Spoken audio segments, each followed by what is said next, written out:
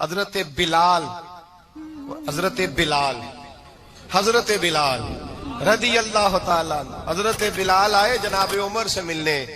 کیسے وہ کسرا بھی آئے تو عمر خاطر میں نہ لائے، پر بلال حبشی دروازے پہ داخل ہوئے تو فاروق اعظم نے کرسی چھوڑ دی، ہاتھ باندھ کے کونے میں کھڑے ہو گئے. کالا رنگ ہے، نام بھی لکھنا نہیں جانتے، زمانے میں تعارف کوئی نہیں. حضرت عمر نے ہاتھ باندھا ہے. لوگ کہنے لگے عمر تو کیسے ہو، کسرا سے نہیں ڈرتا، یہ کون آ رہا ہے جس کے لیے تیرا اتنا استقبال ہے؟ حضرت عمر کہنے لگے چپ کر جاؤ، اس کی بات نہ کرنا، اسے آنے دو، اس کی بات نہ چھیڑنا. حضرت سیدنا بلال آئے، کہنے لگے امیر المومنین کیا کر رہے ہو؟ فرمایا نہیں چپ کر یار. بازو پکڑا، اپنی کرسی پہ بٹھایا. حضرت بلال کہنے لگے حضور میں غلام ہوں، مجھے تو طریقے بھی نہیں آتے ان کرسیوں پہ بیٹھنے کے، میں تو غریب ماں کا بیٹا، غلام باپ کی اولاد، سلیقہ، یہ آپ کیا کر رہے ہیں؟ تو حضرت عمر کہنے لگے بلال تھا تو غلام ہی، پر جب سے مصطفیٰ کا غلام بنا ہے تو ہمارا امام بن گیا ہے، اب تو امام ہے رسول اللہ کی امت کا. فرمایا وہ مجھے دن یاد ہے جب مکہ فتح ہوا تھا، بت ٹوٹ گئے تھے، بڑے بڑے سردار تھے، اور میرے نبی نے فرمایا بلال سے کہو کعبے کی چھت پہ چڑھ کے اذان دے. تو لوگوں نے کہا حضور یہ سارے جل گئے ہیں، کسی اور کی ڈیوٹی لگا دے. حضور نے فرمایا چپ کرو، بدر میں مار کھا کے اذان پڑے تو بلال، احد میں پتھر برسے اذان پڑے تو بلال، تپتے صحراؤں میں پڑے تو بلال، ہر جگہ مار کھائے تو بلال. اور آج اگر اللہ نے عزت دی ہے تو میں لوگوں کو دیکھ کے بلال کو عزت نہ دوں؟ میں بتانا چاہتا ہوں کہ رسول اللہ کی غلامی میں عزت ہے. فرمایا کوئی اوپر نہیں چڑھے گا، ابو بکر بھی نیچے، عمر بھی نیچے، عثمان و علی، طلحہ اور زبیر بھی نیچے. آج یہ حبشی غلام کعبے کی چھت پہ چڑھے گا اور میں دنیا کو بتاؤں گا کہ اصل عزت اسی کے پاس ہوتی ہے جو رسول اللہ کا غلام ہوا کرتا ہے. بھائی یاد رکھیں عزت حضور کی غلامی میں ہے، نہ یہ دیکھو میری برادری کیا کہتی ہے. حضرت سلمان فارسی گورنر تھے، کھانا کھا رہے تھے، دسترخوان بچھا تھا. رسول پاک صلی اللہ علیہ وسلم کا فرمان ہے روٹی کا لقمہ دسترخوان پہ گرے اٹھا کے کھا لو، اللہ تمہاری بخشش فرما دے گا. دسترخوان صاف ہوتا ہے. روٹی، بڑے گورنر تھے آپ، بڑے بڑے سفیر بیٹھے تھے، وزیر بیٹھے تھے، روٹی کا لقمہ گر گیا. آج تو لوگ فیشن میں عزت ڈھونڈتے ہیں نا، وقار ڈھونڈتے ہیں کہ میں جدید دنیا کے ساتھ مل جاؤں، میں معاذ اللہ لڑکی لڑکے اکٹھے بٹھا کے منگنی کروں تو میں ماڈرن شمار ہو جاؤں گا، میں بڑے بڑے ڈھول بجاؤں تو ماڈرن بنوں گا، میں اگر مہندی پہ سارے تماشے کر ڈالوں تو میں ماڈرن ہوں. دیکھو عزت کس بات میں. حضرت سلمان فارسی روٹی کھا رہے تھے، سفیر، وزیر، نہ جانے بڑے بڑے لوگ بیٹھے تھے. کھانا کھاتے کھاتے لقمہ گرا دسترخوان پہ. حضرت سلمان فارسی نے سمیٹا، منہ میں رکھا، پھر انگلی مار کے دسترخوان صاف کیا. ایک صحابی کان میں کہنے لگے سلمان کیا کر رہے ہو؟ کیا کر، آپ گورنر ہے، سوچئے تو صحیح، یہ لوگ کیا کہیں گے دنیا دار کے مسلمانوں کو روٹی نہیں ملتی، اٹھا اٹھا کے کھا رہے. کان میں بات کی، کان میں. حضرت سلمان فارسی کان میں جواب دے سکتے تھے، کہہ سکتے تھے نہیں ایسے ہی کرنا ہے، انہوں نے کان میں بات کی. لیکن جناب سلمان فارسی اعلیٰ اعلان بولے، کہنے لگے ان 4 5 6 دنیا داروں کے لیے میں اپنے نبی کا طریقہ چھوڑ دوں، اپنے رسول کی سنت چھوڑ دوں؟ یہ 4 5 دنیا دار دنیا کی طرف دیکھ کے میں مصطفیٰ سے منہ موڑ لوں؟ پھر جوش جذبات میں سر سے پگڑی اتار دی، رونے لگے. آپ فرمانے لگے میں مدینے کے بازاروں میں کھجوریں اتارتا تھا، نوکریاں کرتا تھا، یہ جو میرے سر پر عزت کے بال ہیں یہ محمد عربی کے اگائے ہوئے ہیں، رسول اللہ کے اگائے ہوئے ہیں. امیر المومنین حضرت جناب سیدنا عمر فاروق رضی اللہ تعالیٰ عنہ رات گھر میں تھے تو رونے لگے، بڑی دیر تک روتے رہے. والدہ اٹھی تو صاحبزادے سے کہنے لگی پتہ کرو تمہارے باپ کو کیا مسئلہ ہے. شہزادے آئے، کہنے لگے امیر المومنین والد گرامی کیا ہوا؟ تو حضرت عمر فاروق کہنے لگے بیٹا اپنی اماں کو بلاؤ. والدہ آ گئی، کیا بات ہے؟ کچھ طبیعت خراب ہے تو حکیم کا بندوبست کیا جائے. تو حضرت عمر کہنے لگے کچھ بھی نہیں، آج مسجد سے نکلا ہوں تو نبی پاک کے صحابہ میری تعریفیں کر رہے تھے. یہ حضرت فاروق اعظم کے وصال کے قریب کے دن ہے. तारीफें, तो हजरत ये रोने की बात है कि खुश होने की? आप फरमाने लगे नहीं, सोचता हूँ बाहर तो मैं अच्छा रहा हूँ, पता नहीं घर में ही कोई ज्यादती ना हो गई हो, पता नहीं तुम्हारे साथ भी मेरे मामला ठीक थे कि नहीं। सहाबा तो तारीफ करते हैं, रो रहा हूँ तुम्हारी वजह से ना उलझ जाऊं, बीवी ही ना कहे मेरा हक ही अदा नहीं किया। ये लफ्ज कहते कहते पहाड़ है ये शख्स, कैसर किसरा कांपते हैं। हजरत उमर रो पड़े, बीबी से कहने लगे मुझे अल्लाह की रजा के लिए माफ नहीं कर देती? मेरे ऊपर बोझ था उम्मत का, मैं सारी रात मदीने की गलियों में फिरता था, दिन सारा मस्जिद में गुजरता था, मैं तुझे वक्त नहीं दे पाया, माफ नहीं कर देती? तो ज़ौजा कहने लगी नहीं उमर, मैंने भी जिंदगी में अपना कोई सुख चैन नहीं देखा, कोई चाव पूरा नहीं किया, मैं कैसे माफ कर दूं? मैं नहीं माफ करती। हजरत उमर जमीन पे बैठ गए, रोने लगे, कहने लगे चल माफ कर दे। कहने लगी एक वादा करो, कयामत के दिन रब करीम की बारगाह में मेरी सिफारिश करोगे? अल्लाह की बारगाह में अर्ज करोगे कि अल्लाह अच्छी थी, मुझे कपड़े धो के देती थी, रोटी पका के देती थी, मेरी इज्जत की मुहाफिज थी? जनाब उमर कहने लगे तेरे साथ वादा है, रब अपने फजल से उमर को जन्नत देगा तो उमर तुझे जन्नत में साथ लेकर के जाएगा। बुखारी शरीफ में हदीस है, काजी अय्याज मालिकी रहमतुल्लाह अलैह ने बड़ी तफसील से लिखी है। रावी हजरत अनस बिन मालिक हैं। एक बंदा बड़ी दूर से आया नबी पाक सल्लल्लाहु अलैहि वसल्लम की जियारत के लिए, बड़ी दूर से। अरब के जो सरदार होते थे उनके बड़े नाज नखरे होते थे, वो खैर आज भी हैं, प्रोटोकॉल का माहौल आज भी, यानी वजीर साहब के आगे दो चार गाड़ियां ना हो तो उनको मजा ही नहीं आता, पुलिस वाले आगे पीछे भागे। तो हालांकि उनको नहीं पता कि जो पुलिस वाले आगे पीछे भाग रहे हैं ना, ये हुकूमत बदली तो गिरफ्तार करने भी इन्होंने ही आना है, लेकिन वो बड़ा मजा आता है जब लोग गाड़ी के पीछे भागते हैं। क्या बात है जनाब, बड़ी बात। और हमारी तबीयतों में पता नहीं कौन सी।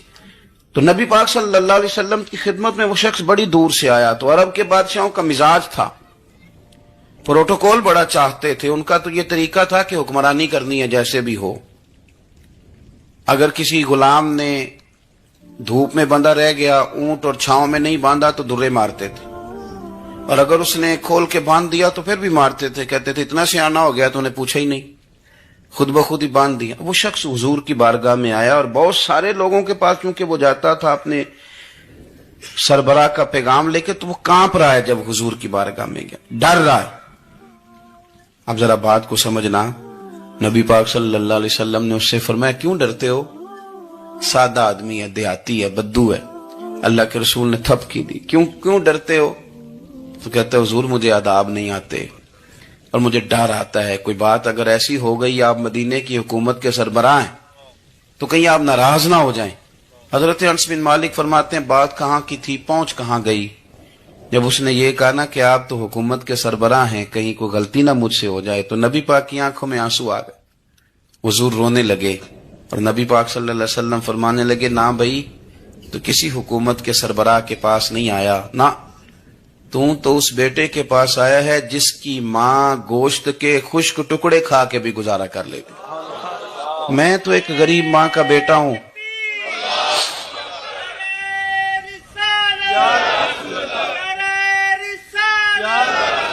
भाई अगर आपका ये ज़ौक बन जाए, देखो ना आज तो लोग भूल जाते हैं ना, कपड़े बदल लेते हैं तो वो समझते हैं कि शायद सारा कुछ ही बदल गया।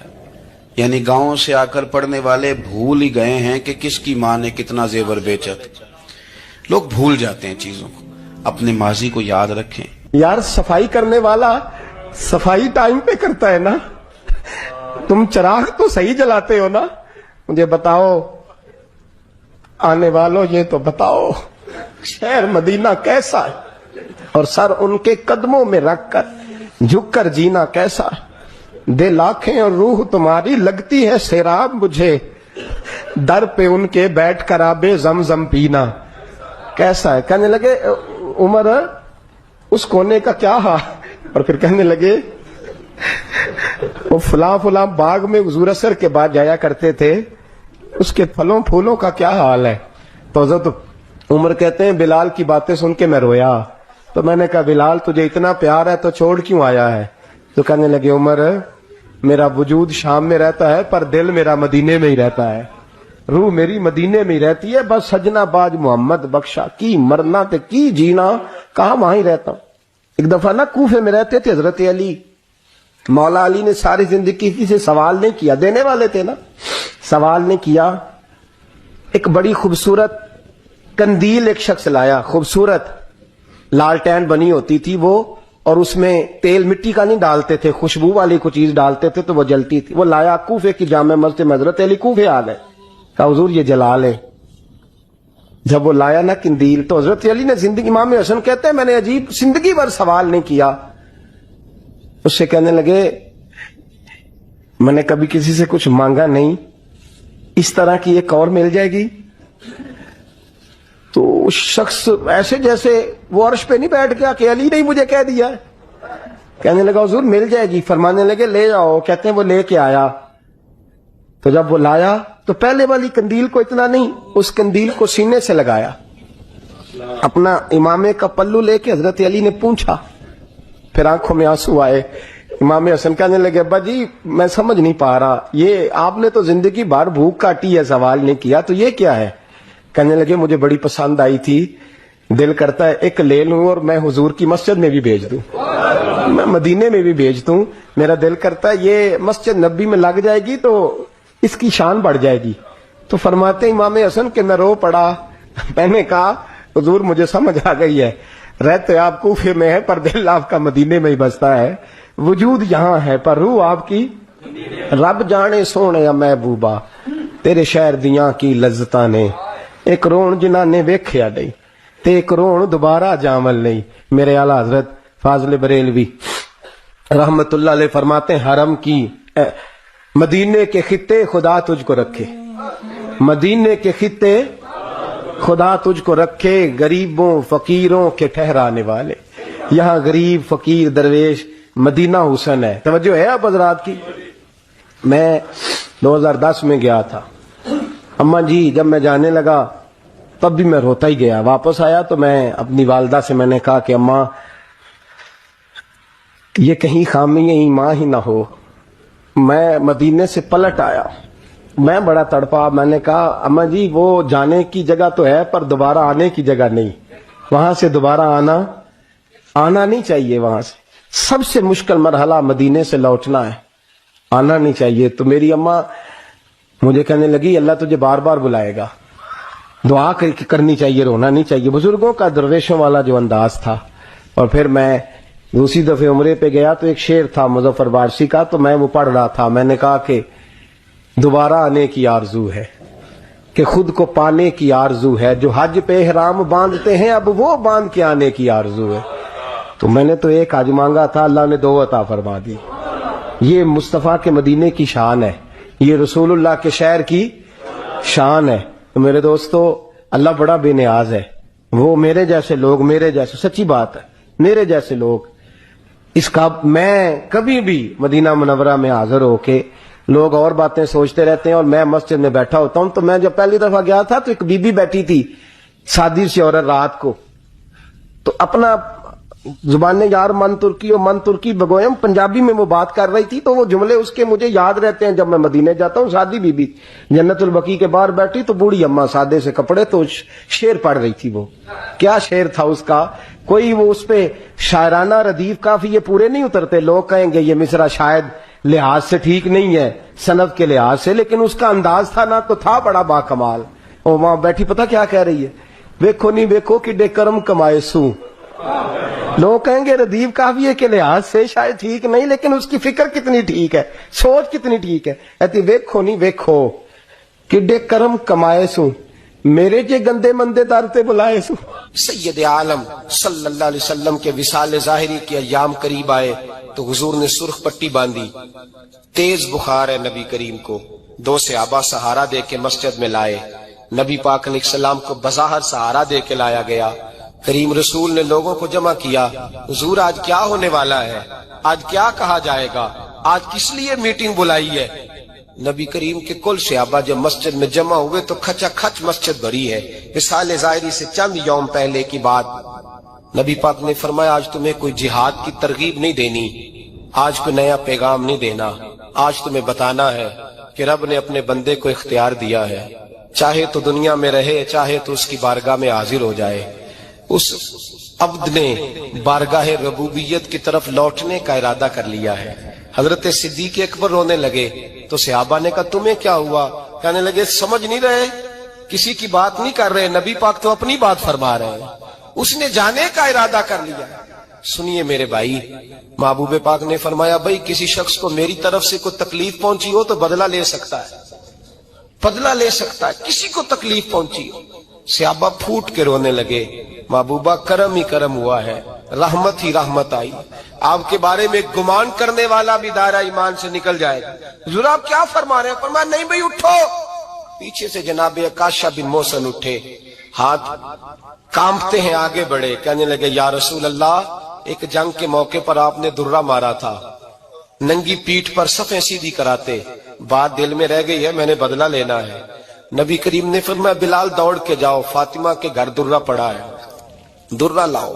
سیدنا بلال حبشی کہتے میں گیا، دستک دی، سیدہ طیبہ طاہرہ حضرت فاطمہ فرمانے لگی بلال کیسے آئے ہو؟ اماں جی وہ درہ چاہیے تھا۔ سیدہ کو تشویش ہوئی، کہنے لگے بلال نہ تو جنگ پہ جانا ہے، نہ جہاد ہے، نہ کوئی ایسا موقع ہے، حضور کی تو طبیعت مبارک بظاہر بڑی علیل ہے، درہ کیا کریں گے؟ حضرت بلال عرض کرنے لگے اماں جی ایک صحابی بدلہ لینے لگے ہیں، صاحب طبقات نے جملے لکھے ہیں، کہتے ہیں بی بی صاحبہ نے درہ بھی دیا اور امام حسن حسین کو بھی باہر نکالا۔ فرمانے لگی عکاشہ سے کہنا 100 درے مارے، ان دو شہزادوں کے جسم پر نبی پاک کے قریب نہ جائے، میں نے 2 بچے پیدا ہی اپنے محبوب پر قربان کرنے کے لیے کیے، ان کو لے جائے۔ حضرت بلال کہتے میں 2 شہزادے لے کے آیا، اور جب دروازے میں میں لے کے پہنچا تو نبی پاک نے دیکھا تو آنکھوں میں آنسو آ گئے، فرمایا ان کو بٹھا دو، مجھے پتا ہے فاطمہ نے کیا کہہ کے بھیجا ہے۔ حضرت سیدنا بلال فرماتے ہیں درہ میں نے جناب عکاشہ کو دیا، حضرت عکاشہ درہ لے کے آگے جو بڑھے تو حضرت ابو بکر صدیق نے ان کے پیروں پہ ہاتھ رکھا، فرمایا عکاشہ میری طرف آ یار، مجھے مار درے، نبی پاک کے قریب نہ جا۔ مصطفیٰ کریم نے فرمایا ابو بکر تو ہٹ جا، اسے آنے دے۔ فرماتے ہیں میں چند قدم آگے گیا تو مولا علی شیر خدا نے میرے پیر پہ ہاتھ رکھا، کہنے لگے عکاشہ سوچ تو صحیح تو کیا کر رہا ہے؟ حضور نے فرمایا علی ہٹ جاؤ، میرا اور ان کا معاملہ ہے۔ جناب عکاشہ آگے بڑھ رہے، نبی کریم نے فرمایا میں اپنی امت کو درس دینا چاہتا ہوں، خبردار خبردار زندگی میں تمہارے ہاتھ سے زبان سے کسی کو تکلیف نہ پہنچنے پائے، خبردار۔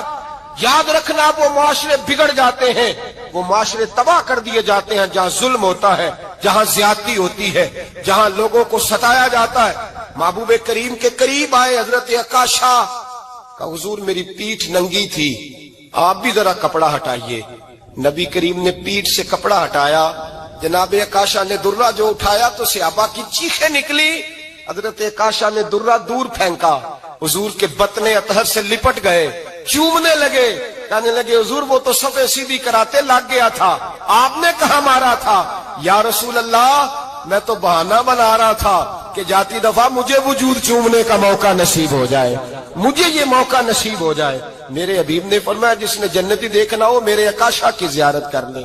بھائی ظلم کا دروازہ کھلا ہوا ہے اور لوگ بھول جاتے ہیں زیادتی کرتے ہوئے، وہ بہو سے ہی کیوں نہ کرے، وہ اپنے گھر کے بھول جاتے ہیں کہ شاید پوچھنے والا کوئی نہیں، شاید میزان نہیں لگے گا۔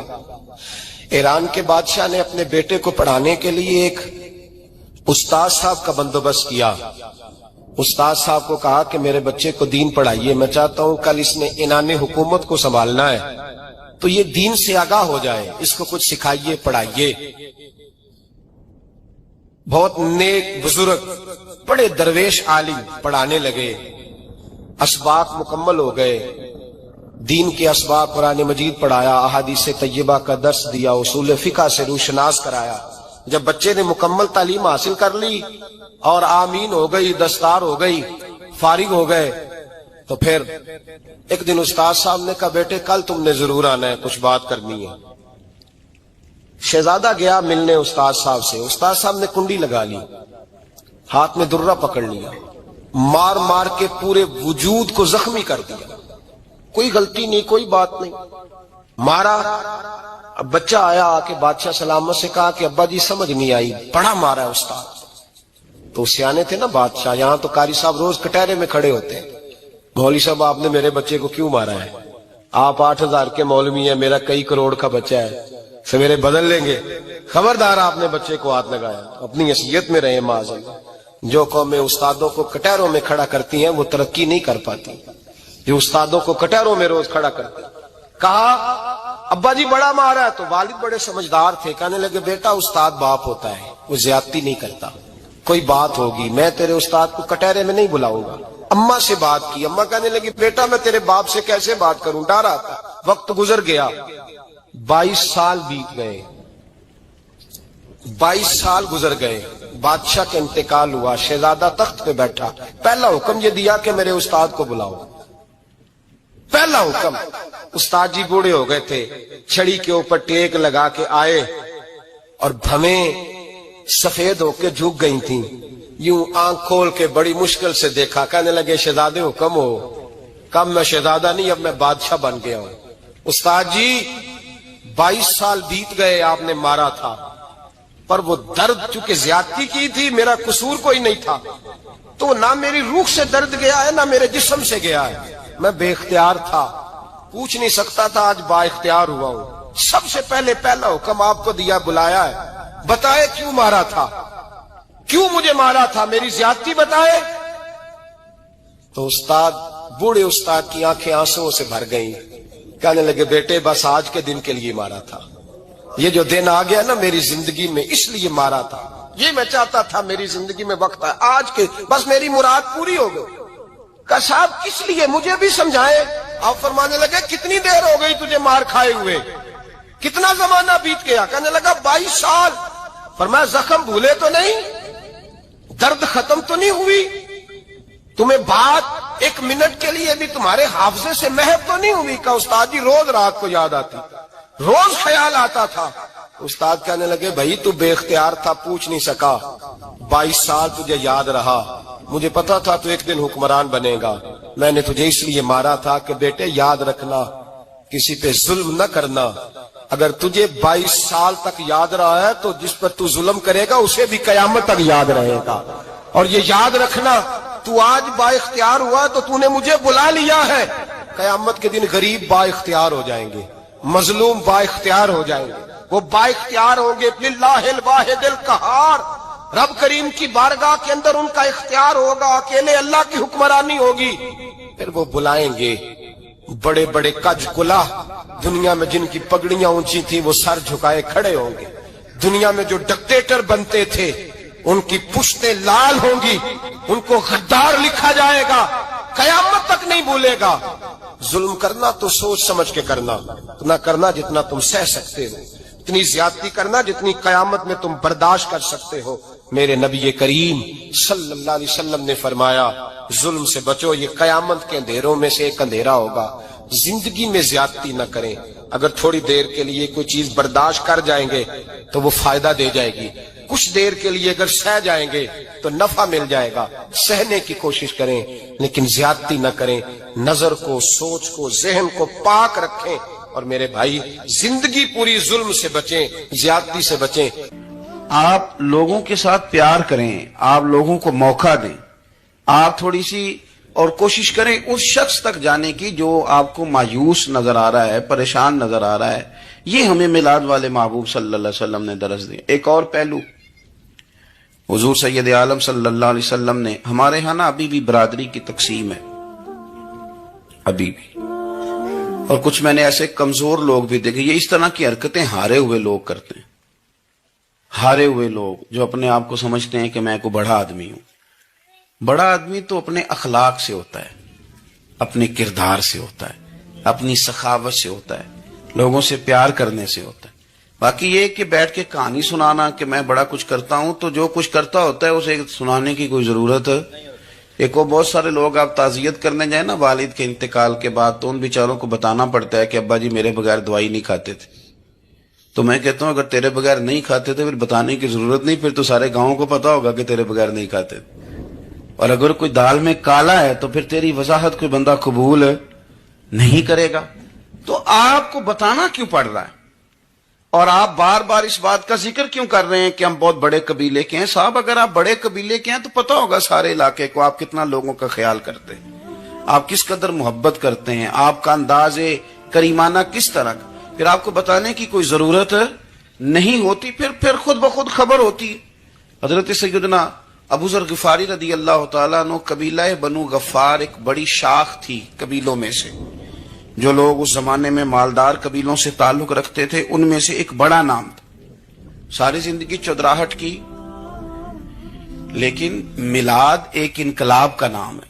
میں میلاد منانے والے دوستوں سے گزارش کرتا ہوں کہ آپ ہر سال میلاد منائیں اور ہر سال میلاد کے بعد آپ تھوڑے بدل بھی جائیں، یعنی تھوڑے سے بدل جائیں. کچھ لوگ کہیں یار یہ داڑھی میں نے 12 ربیع الاول والے دن رکھی تھی، یہ میری میلاد والی داڑھی ہے. اور داڑھی رکھیں بھی نبی پاک کی مرضی کی. کس کی مرضی کی؟ نہ ناراض ہو جائے جی میں ٹور چلا بس. کس مرضی کی جی؟ اپنی مرضی کے نہیں. داڑھی کا وزن کو نہیں ہوتا کہ پوری مٹھی رکھیں گے تو آپ کو کوئی دقت ہوگی، کوئی وزن نہیں. پوری رکھیں، جو حضور کا طریقہ مبارکہ ہے جو ہمیں ملتا ہے اس پر آپ توجہ فرمائیں. تو میں جو بات عرض کرنے جا رہا ہوں وہ میلاد انقلاب ہے.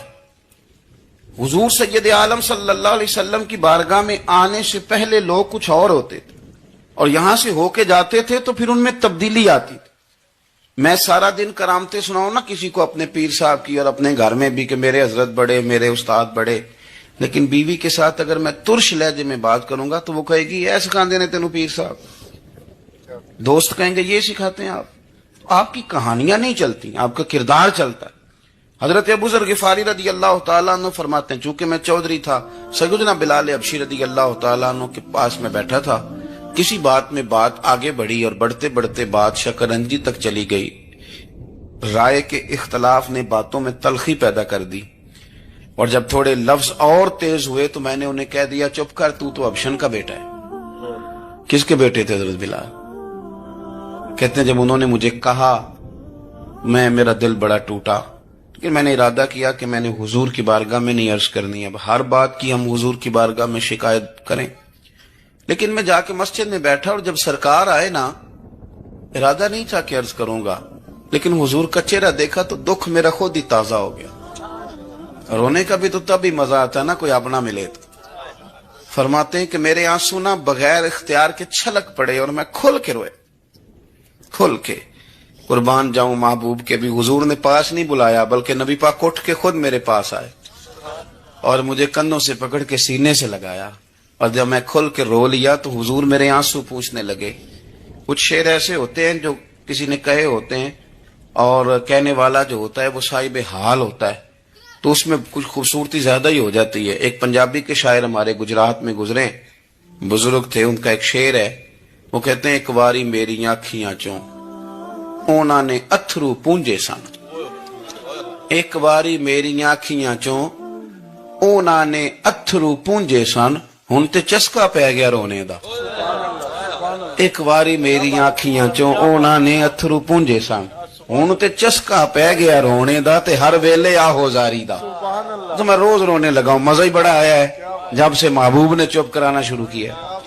میرے عزیز، اور پھر حضرت بلال حبشی رضی اللہ تعالیٰ عنہ چونکہ حضور کے غلام تھے اور انہیں پتا تھا کہ سرکار میری ناز برداری کرتے ہیں، حضور نے چپ کرایا. فرمایا کیوں روتے ہو؟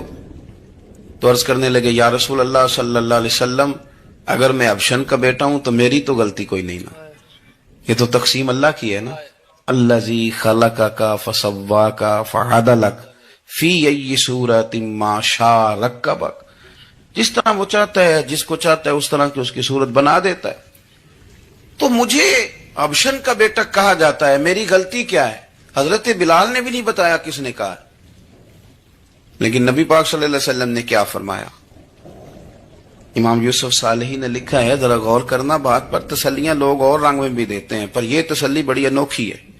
حضور فرمانے لگے بلال اگر تو ابشن کا بیٹا تو پریشان کیوں ہوتا ہے؟ کالے رنگ والی ماں کا بیٹا ہے تو پریشان کیوں ہوتا ہے اگر تیری والدہ کا رنگ کالا ہے تو؟ عرض کی حضور آپ کیا فرمانا چاہتے ہیں؟ تو سرکار فرمانے لگے میں 2 ماؤں کا بیٹا ہوں، ایک جناب آمنہ جنہوں نے مجھے پیدا کیا اور ایک حضرت ام ایمن جنہوں نے میری پرورش کی، مجھے بڑا کیا. حضور فرمانے لگے میری ماں آمنہ کا رنگ گورا تھا اور میری ماں ام ایمن کا رنگ کالا ہے. تو فرمایا اگر تجھے کسی نے کالے رنگ والی ماں کا بیٹا کہا تو اسے کہہ دینا مدینے والے محبوب کے بھی تو ایک والدہ کا رنگ کالا ہے، تو کہہ دینا. حضرت بلال کہتے ہیں کہ وہ اس طرح کی تسلی تھی طفل تسلیاں نہیں جس طرح کی ہمیں دی جاتی، وہ اس طرح کی خوبصورت تسلی تھی کہ اس کے بعد میرا دل ایسا ٹھنڈا ہوا، پھر کسی کا تانا نہیں رہا، پھر کسی کی تکلیف نہیں رہی۔ رسول پاک صلی اللہ تعالی علیہ وسلم نے یہ جو آج تقسیم ہے ہمارے ہاں اونچ نیچ کی، چھوٹے بڑے کی، ذات برادری کی، حضور فرماتے ہیں میں نے پاؤں کے نیچے رکھ کے کچل دی، اب اس کا کوئی سٹیٹس نہیں رہا، اب یہ کوئی معاملہ نہیں۔ پھر میرے بھائی ایک معاملہ ہمارے اندر جو اور بڑی شدت کے ساتھ آیا ہے اور جس نے بڑا زور پکڑا ہے، وہ یہ ہے کہ ہم نا پڑھے لکھے لوگوں سے معذرت کے ساتھ، پڑھے لکھے لوگوں کا بھی ایک مسئلہ ہے، وہ دوسروں کو جاہل کہنا ضروری سمجھتے ہیں، الا ماشاء اللہ۔ میں اکثر کہتا ہوں کہ یہ تو آسان کام ہے نا، آپ نے کہہ دیا جاہل نے جی سارے پنڈ والے، یہ تو بڑا آسان کام ہے، تو جان چھڑانے والی بات ہے۔ ان پڑھ ہیں جی اس قوم دا کچھ نہیں بن سکتا، بھی تو آسان کام ہے، جان چھوٹ گئی۔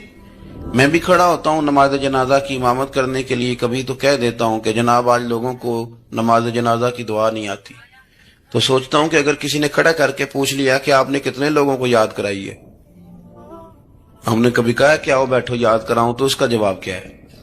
تنقید کرنا آسان کام ہے اور تعمیر کرنا یہ مشکل مرحلہ ہے۔ عزیز دوست، ہمارے ہاں نا ان پڑھ بندے کے ساتھ اور اس بندے کے ساتھ جس کی سوچیں محدود ہیں، ہمارا رویہ اتنا تلخ ہوتا ہے۔ بھئی مزہ تو تب آتا ہے نا جب آپ کو کچھ لوگ کہتے ہیں میں اچھے کے ساتھ اچھا ہوں، تو اچھے کے ساتھ تو ساری دنیا اچھی ہوتی ہے، آپ نے اس میں کیا کمال کیا؟ ترجیح آخرت کو، اللہ کی ذات کو۔ ہماری آخرت کس طرح ٹھیک ہو سکتی ہے، آخرت میں کامیاب کس طرح ہو سکتے ہیں، آخرت میں اللہ تعالیٰ کی رضا کیسے پا سکتے ہیں، اس کو ترجیح دینی چاہیے۔ نبی پاک صلی اللہ تعالی علیہ وسلم کے بہت سارے صحابہ بڑی شانوں والے، ایک صحابی کا ہم آج ذکر کرنے جا رہے ہیں جن کا نام ہے حضرت ابو ذر غفاری رضی اللہ تعالی۔ ہمارے صوفیاء تصوف میں ایک جملہ بولتے ہیں کہ تیرا تو فقر بوزر ہے، یعنی جن کو صحیح درویش کہتے ہیں نا، صحیح درویش۔ مولا علی شیر خدا رضی اللہ تعالیٰ نے فرمایا کرتے دو ہی تو بندے ہیں جو رب کے رستے میں کسی شے کی پرواہ نہیں کرتے۔ حضور کون سے؟ فرمایا ابو ذر غفاری ہے اور دوسرے علی المرتضیٰ ہے۔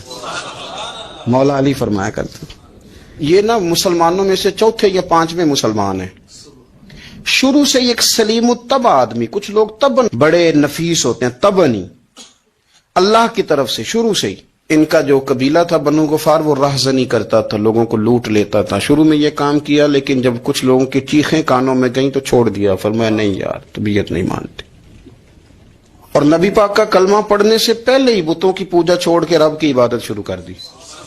لوگ پوچھا کرتے تھے آپ عبادت تو کرتے تھے پر منہ کدھر کرتے تھے؟ فرماتے تھے جدھر وہ کرا لیتا تھا کر لیتے تھے۔ کسی نے انہیں بتایا کہ مکے میں ایک شخص ہیں جنہوں نے اعلان نبوت کیا ہے، آپ کی طرح کی باتیں کرتے ہیں۔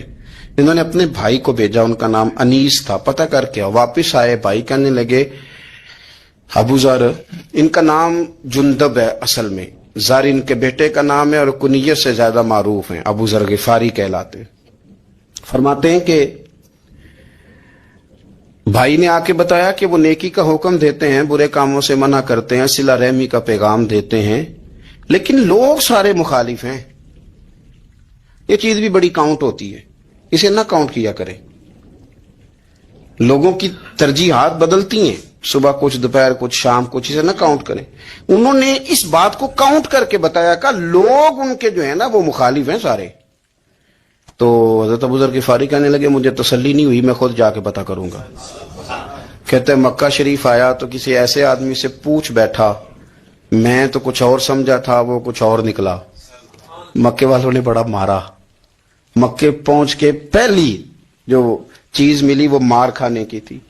اب میں ڈرتے کسی سے پوچھتا ہی نہ، بھوک بھی بڑی تھی، رہنے کو جگہ نہیں تھی، حرم شریف میں لیٹا رہتا تھا۔ میرے نصیب دیکھو، مجھے ایک شخص نے آ کے ہلایا، کہنے لگے اگر مناسب سمجھیں تو میں آپ کو دیکھ رہا ہوں کافی دیر سے، آپ کوئی پردیسی ہیں، آپ کا اپنا مہمان نہ بنا لوں؟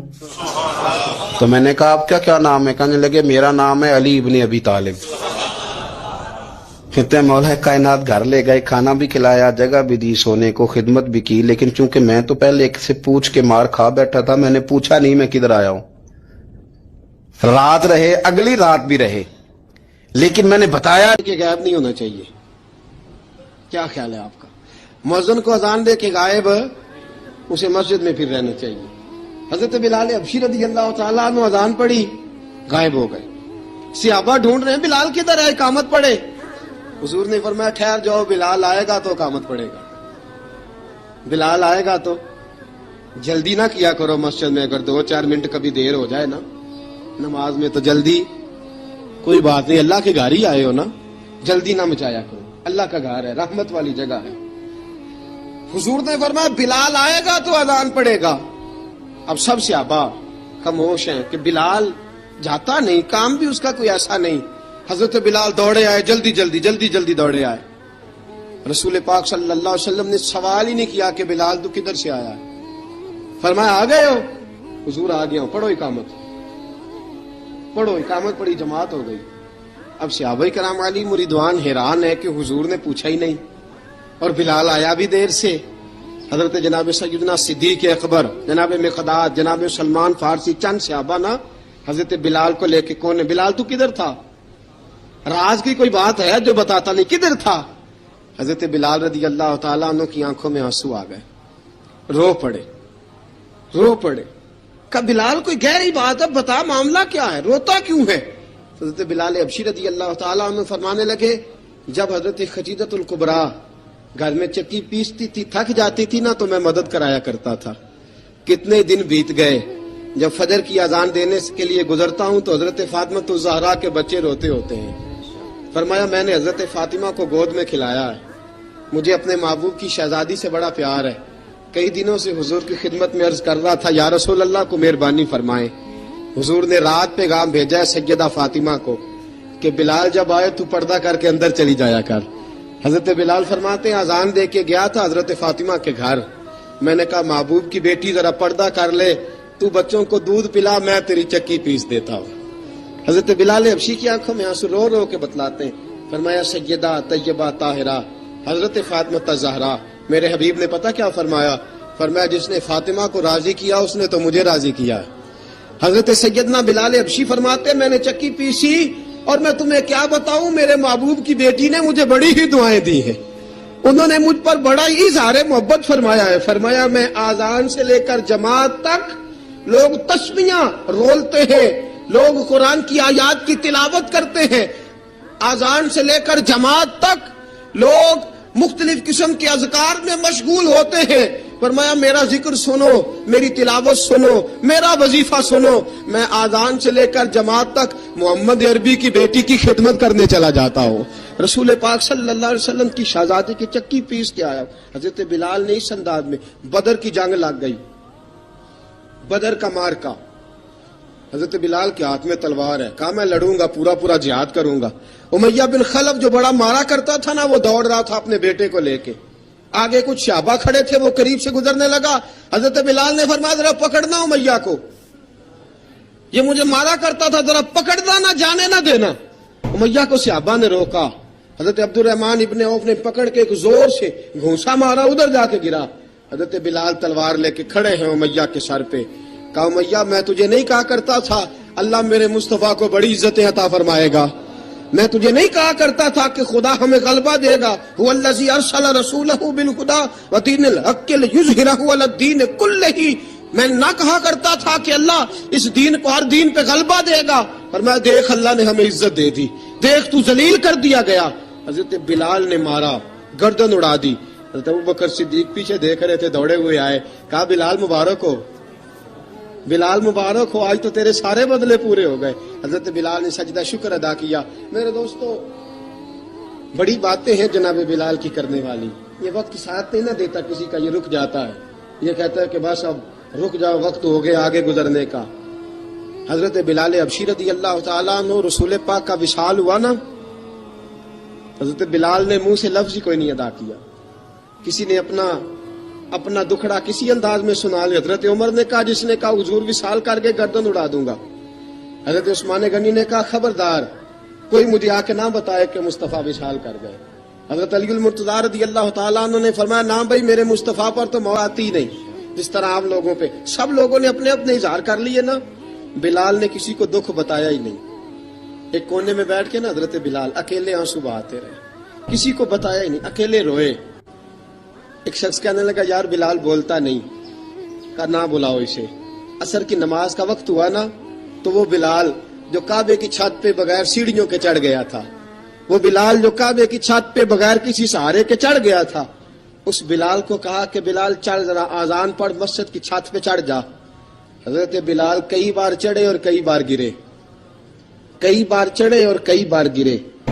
حضرت بلال حبشی رضی اللہ تعالیٰ نے آواز دی, کہا سلمان میری مدد کرنا, میری مدد کرنا, اب مجھ سے چڑھا نہیں جاتا, اب مجھ سے جایا نہیں جاتا. جناب سلمان فارسی نے بھی سوال نہیں پوچھا کہ بلال تو بیمار ہے, یہ نہیں پوچھا.